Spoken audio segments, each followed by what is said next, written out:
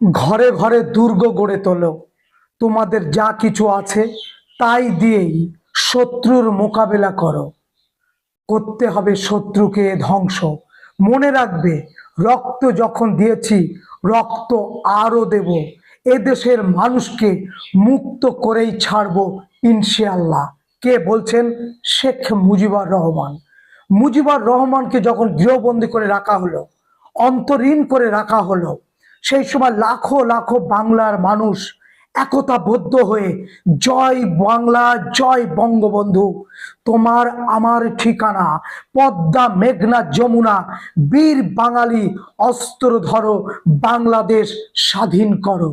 আজকের আলোচনা সেই বঙ্গবন্ধুকে নিয়ে, যে বঙ্গবন্ধুর জন্য পূর্ববঙ্গ স্বাধীন হয়েছিল, যে বঙ্গবন্ধুর জন্য 1971-এর 16ই ডিসেম্বর আমরা আজও পালন করি বিজয় দিবস হিসাবে। ওপার বাংলার মানুষ, এপার বাংলার মানুষ, সমস্ত মানুষ বাঙালি প্রীতি যেখানে যেখানে আছে, বাংলাদেশকে ভালোবেসে তারা আজও এই জয়গান গেয়ে বেড়াচ্ছে।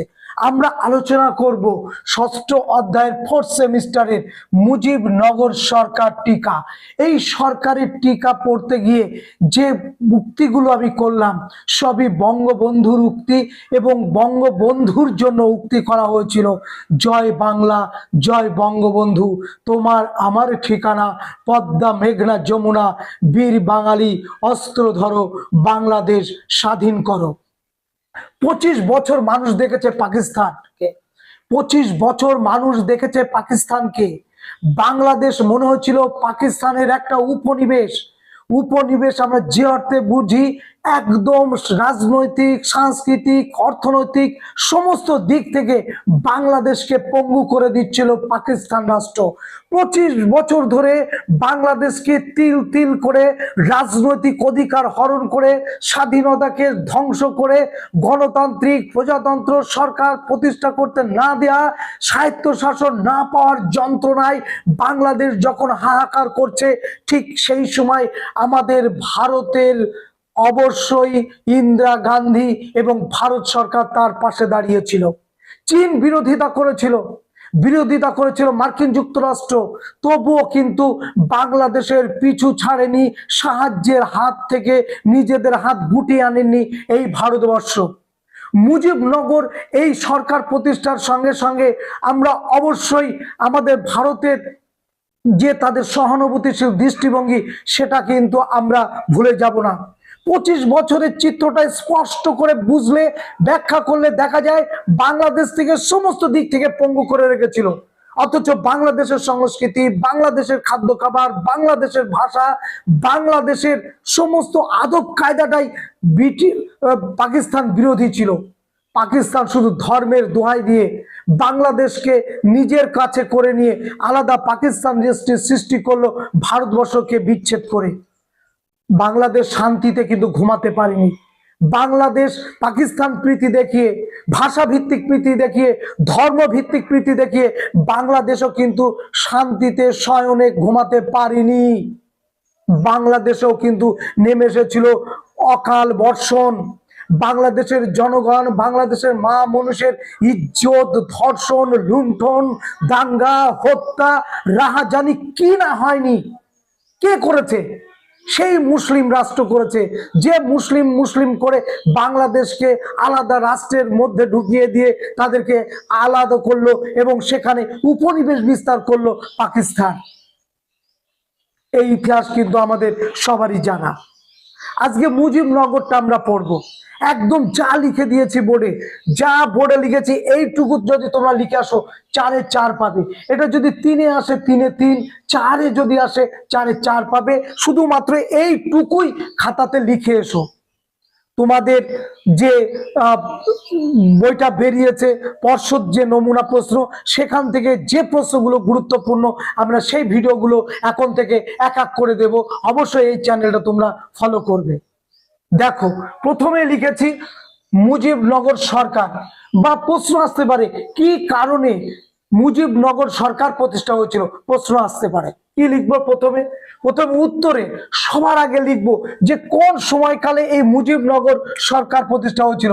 মুক্তিযুদ্ধকালে, অর্থাৎ 1971 সালে বাংলাদেশ যখন মুক্তিযুদ্ধ করছে, পাকিস্তান থেকে বেরিয়ে এসে আলাদা স্বতন্ত্র রাষ্ট্রের জন্য, বাংলার জন্য, বাঙালি ভাষার জন্য, বাংলা মায়ের জন্য 21শে ফেব্রুয়ারির জন্য ঠিক সেই সময়কাল। উদ্দেশ্য কি? উদ্দেশ্য পাকিস্তান জন্য বাংলাদেশে কোনো রাজনৈতিক ঐক্য ছিল না, কোনো রাজনৈতিক অধিকার ছিল না।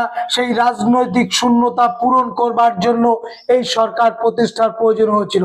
দ্বিতীয় উদ্দেশ্য স্বাধীনতার সংগ্রামকে বৈধতা দান, অর্থাৎ বাংলাদেশ যে স্বাধীনতার জন্য লড়াই করছে, সংগ্রাম করছে, আন্দোলন করছে, একটা সরকার থেকে সেই সরকার দ্বারা এই আন্দোলনকে বৈধতা দান করুক, যা কিনা বাংলাদেশের স্বাধীনতা আসতে আর কোনো সময়ের অপেক্ষা থাকবে না। 3 নম্বর, যুদ্ধ পরিচালনার জন্য একটা প্রাতিষ্ঠানিক সংগঠন প্রয়োজন। বাংলাদেশ যুদ্ধ করবে পাকিস্তানের সঙ্গে, তাহলে একটা প্রাতিষ্ঠানিক সংগঠনের প্রয়োজন, রাজনৈতিক সংগঠনের প্রয়োজন, বৈধতার জন্য একটা সংগঠনের প্রয়োজন। সেই উদ্দেশ্যকে সামনে রেখে, এই 3টে উদ্দেশ্যকে সামনে রেখে মুজিবনগর সরকার আমরা দেখব গঠন করার প্রয়োজনীয়তা অনুভূত হয়েছিল 1971 সালে বাংলাদেশের মাটিতে। এবং অবশ্যই তার পেছনে ছিল বাংলাদেশের বঙ্গবন্ধু শেখ মুজিবুর রহমান। এরপরে পয়েন্ট, কারণের প্রেক্ষাপট কি ছিল? নাম্বার 1, 1971 সালে 25শে মার্চ অপারেশন সার্চলাইট শুরু করে পাকিস্তান। অপারেশন সার্চলাইটের দ্বারা কবি, সাহিত্যিক, বাংলাদেশের ছাত্র নেতা যারা যারা যেখানে যেখানে পেয়েছে তাদের সবাইকে হত্যা করেছে, বন্দি করেছে এবং তাদেরকে জরিমানা পর্যন্ত করেছে। এবং সেই সঙ্গে অপারেশন সার্চলাইট দীর্ঘদিন চলার পরে সেখানকার মানুষের ভয়ের বা ত্রাসের পরিবেশ সৃষ্টি করেছে, হাজার হাজার মানুষের মৃত্যুবরণ ঘটিয়েছে এই অপারেশন সার্চলাইট। এটাও আমরা দেব, আমাদের ভিডিওতে আছে, আমাদের দেওয়ার ইচ্ছা আছে, আমরা অবশ্যই দেব অপারেশন সার্চলাইট কি, লাস্ট অধ্যায়। নেক্সট হচ্ছে বঙ্গবন্ধু শেখ মুজিবুর রহমানকে গ্রেপ্তার করা হয় অপারেশন সার্চলাইট সময়। বঙ্গবন্ধু শেখ মুজিবুরকে গ্রেপ্তার করা হলো, কিন্তু তার কণ্ঠকে গ্রেপ্তার করা হয়নি, তার কথা বা বক্তব্যকে গ্রেপ্তার করতে পারেনি। তার কণ্ঠের শব্দের যে প্রাচুর্যতা, মানুষকে একত্রিত করার যে ভঙ্গিমা, যে বক্তব্য, যে কথাগুলো বাঙালিকে দাবিয়ে রাখতে পারবে না তোমরা কখনো, এ বক্তব্য তিনি দিলেন হাজার হাজার মানুষের সামনে। কারণ বাঙালি আজকে এক হয়েছে পশ্চিম পাকিস্তানের বিরুদ্ধে। একটি সরকারের প্রয়োজনীয়তা, রাজনৈতিক নেতৃত্বের জন্য একটা সরকারের প্রয়োজনীয়তা ছিল, যার জন্য কিন্তু আমরা দেখব মুজিবনগর সরকার প্রতিষ্ঠা। তাহলে সমস্তটাই কিন্তু আমরা দেখছি কি কি কারণের জন্য মুজিবনগর সরকার প্রতিষ্ঠার প্রয়োজন হয়েছিল। পর কিন্তু আমরা লিখছি উদ্দেশ্য 3টে বললাম, যে উদ্দেশ্যের জন্য মুজিবনগর সরকার প্রতিষ্ঠা হবে। তারপর সময়কাল লিখেছি 1971 সাল মুক্তিযুদ্ধ, সেই সময়কালে আমরা দেখব বাংলাদেশে। এবং তারপরে প্রেক্ষাপটের প্রথম কারণ বলেছি অপারেশন সার্চলাইট শুরু করেছে পাল্টা হিসাবে বাঙালিদের জেগে উঠবার জন্য একটা সংগঠনের প্রয়োজনীয়তা অনুভূত হয়েছিল, একটা সরকারের প্রয়োজনীয়তা অনুভূত হয়েছিল।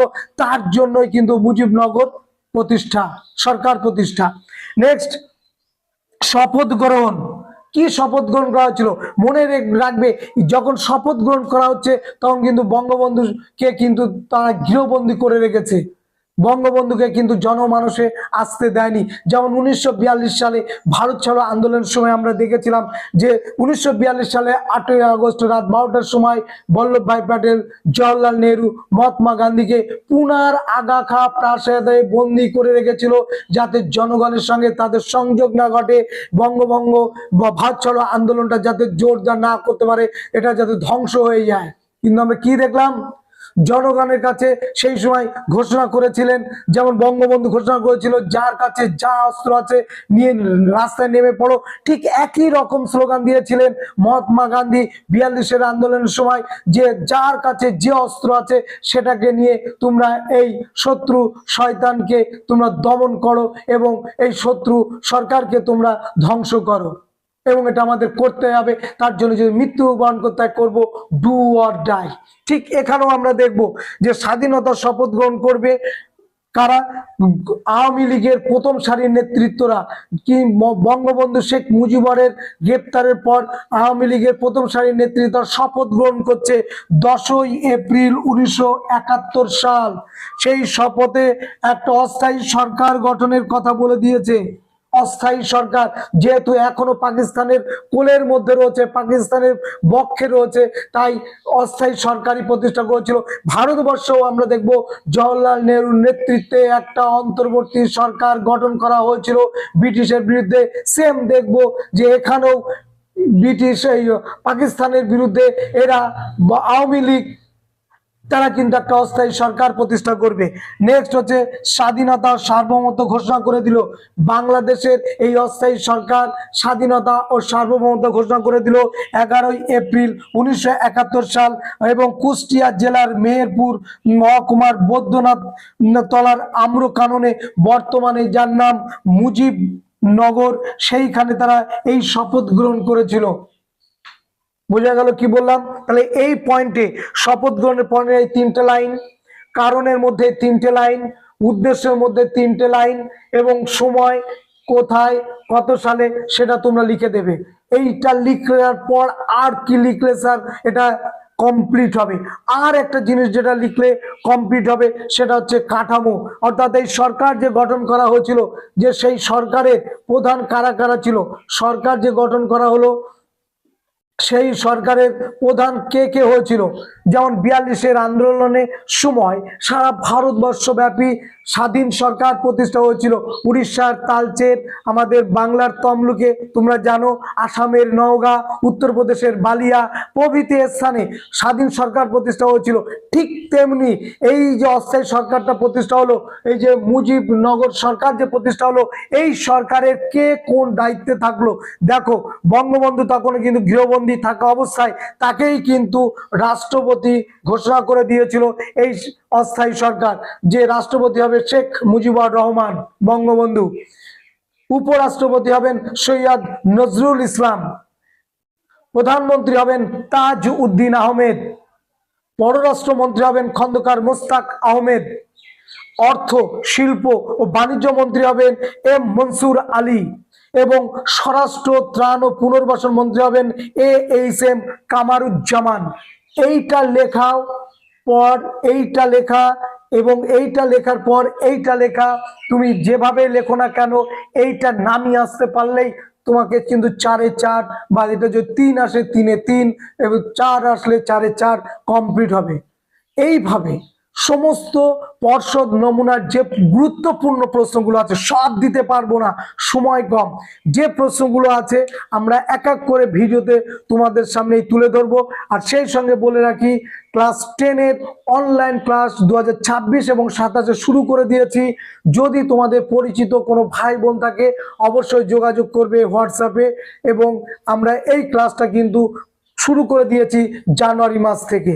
আর তোমাদের বলে রাখি, তোমরা অবশ্যই এই ভিডিওগুলো দেখো এবং বাদবাকি যে ভিডিওগুলো দেওয়া হচ্ছে সবগুলো কিন্তু দেখতে থাকো। প্রথমবার দিচ্ছ, সুতরাং সময় যখন আছে আমরা কোনো রিস্ক নিতে চাই না। আজকে এই পর্যন্ত, দেখা হবে নেক্সট ভিডিওতে। সবাইকে ধন্যবাদ।